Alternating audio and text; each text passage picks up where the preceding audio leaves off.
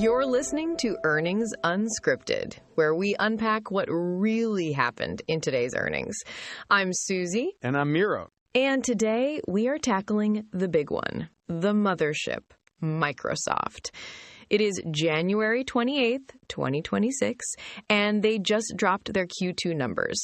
Before we get into the billions, and trust me, there are a lot of billions today, just a quick reminder that everything we say here is for entertainment and education only. We're just two friends looking at numbers. This isn't financial advice.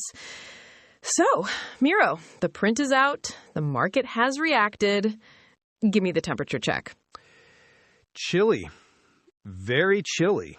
I mean, the stock closed flat during the day, but the second those numbers hit the wire, it fell off a cliff. Down over 6% in the after hours, trading around 452 last I checked. Ouch. And usually when Microsoft drops like that, it's a signal for the whole sector. So what spooked them? Was it a miss? No, not technically. The headline numbers look fine on the surface. Revenue came in at $81.3 billion. That's up from $77.7 last quarter. Earnings per share, the GAAP number, was $5.16, which looks massive compared to $3.73 they posted in Q1. Okay, so revenue's up, earnings are way up. Why is the stock down 6%? That sounds like a victory lap. Yeah, see, that's where the devil is in the details, or in this case, in the cash flow statement. Two things happened. First, that earnings beat, a huge chunk of it is an accounting mirage. They booked a $7.6 billion gain just from marking up the value of their OpenAI investment. Seriously?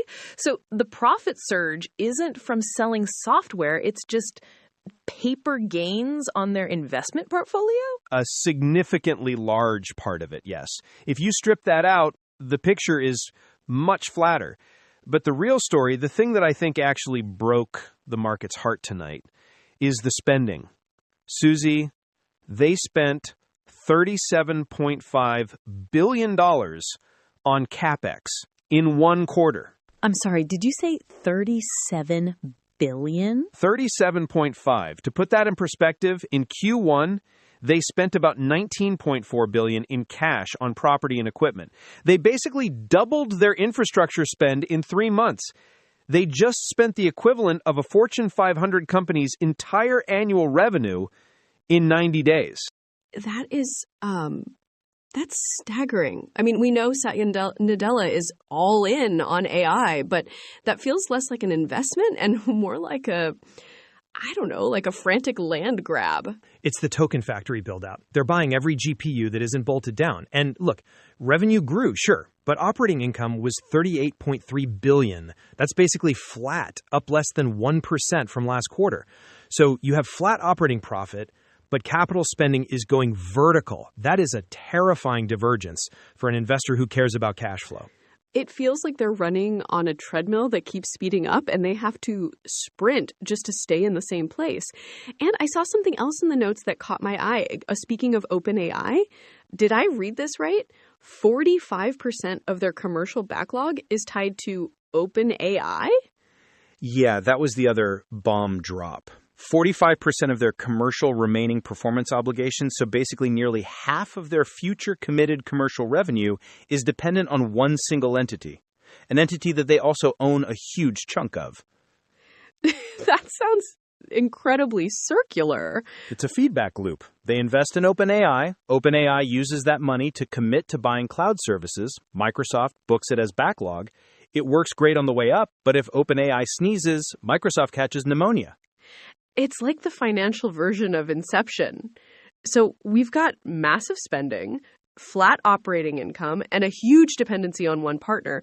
But surely there were some bright spots? The cloud business itself? Oh, sure. The Microsoft cloud revenue finally broke the $50 billion mark for the quarter, $51.5 billion to be exact. And Azure grew 39% year over year. Demand is definitely there. They literally said demand exceeds supply. But again, at what cost?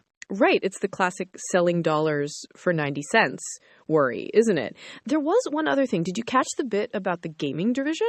I feel like Xbox is the forgotten child in all this AI noise. Dismissive. Yeah, it's shrinking. More personal computing revenue was down 3% year over year.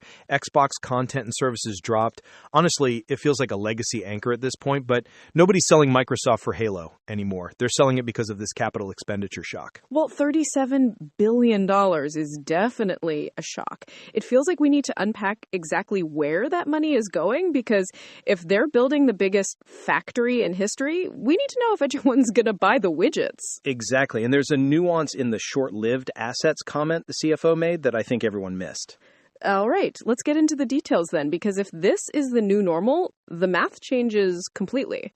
Right. So Emmy Hood, the CFO, dropped this little detail that, frankly, scares me more than the total number. She said roughly 2/3 of that $37.5 billion went to short-lived assets. Short-lived assets? That sounds like groceries or office supplies? In the world of hyperscale computing, it basically is. We're talking about GPUs and CPUs, servers, the actual silicon machinery. Here's the thing. When you build a data center, the physical building, that's an asset that lasts 20, 30 years. You depreciate it slowly. It's boring, stable accounting. But when you spend $25 billion in 1 quarter on chips, those things burn out or become obsolete in, 4 years? Maybe 5? Oh, I see where you're going. It's a depreciation cliff. It's a depreciation mountain. By spending this heavily on hardware that rots quickly, they are creating a massive margin headwind for the future. Every quarter going forward, they have to write off billions of dollars of this stuff. It's like buying a fleet of Ferraris to deliver pizza, but the Ferraris turn into pumpkins after 48 months. That is a terrible business model, Miro. It is if you don't have pricing power. It means they have to keep growing revenue at double digits just to outrun the fact that their factory is expiring underneath them.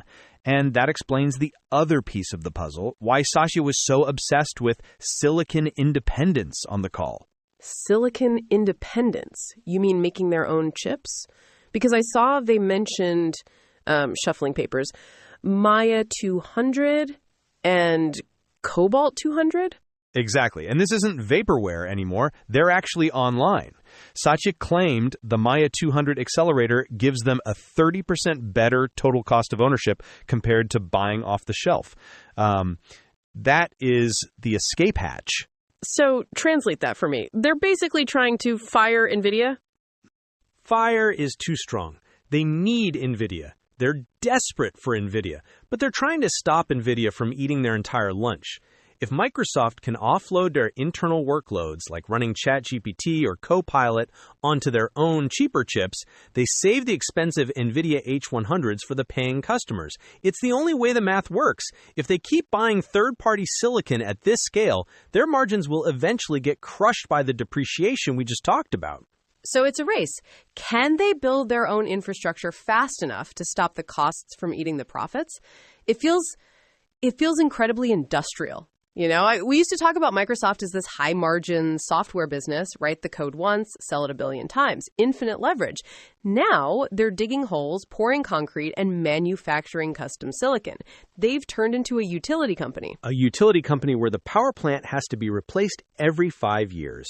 And look, Satya even used the phrasing. He said they are optimizing for tokens per watt per dollar. That's not software talk, Susie. That's manufacturing efficiency. They're running a factory now, a token factory. That is such a shift in identity and risk profile. But let me play devil's advocate. If they do pull this off, if Maia works and they have the capacity, doesn't that build a moat that nobody else can cross? I mean, who else has $37 billion of cash to burn in 90 days? That's the bull case. The moat is the money. Google maybe can do it, Amazon, sure, but everyone else, they're priced out. Microsoft is trying to spend everyone else into submission. But there is a crack in the armor, and it's not in the cloud. It's on the desktop. You mean the PC market? Yeah. While everyone was looking at the shiny AI object, the CFO quietly mentioned that rising memory prices are going to hit Windows OEM margins next quarter. And they noted that inventory levels were elevated. Elevated inventory. That's polite speak for nobody bought the laptops, isn't it? Or we shipped more than they needed to make the quarter look good. It's a reminder that while they build this sci-fi future, they still have a legacy business that is sensitive to boring stuff like the price of RAM and consumer demand. Right, so we've got a sci-fi factory on one side and a warehouse full of unsold laptops on the other. So taking all of that in, the spend, the chips, the inventory, where does this leave them heading into next quarter? Are they bulletproof or are they bleeding? They aren't bleeding, but they are heavy. That's the word, heavy. Look, they guided for revenue to be roughly flat next quarter, $81 billion or so. So you have this massive injection of capital, this $37 billion adrenaline shot, but the revenue growth has taken a breather.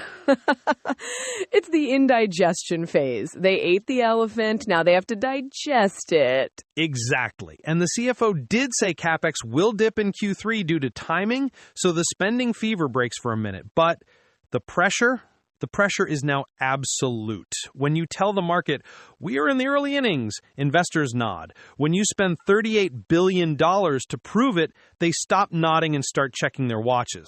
Right, the trust me era is over. It's the show me the margin era. And I can't shake that 45% number you mentioned, the backlog tied to OpenAI. It feels like the whole company is effectively leveraged on Sam Altman's vision. If that vision drifts or slows, then the most valuable company on Earth has a very expensive existential crisis. Look, Microsoft is still the adult in the room.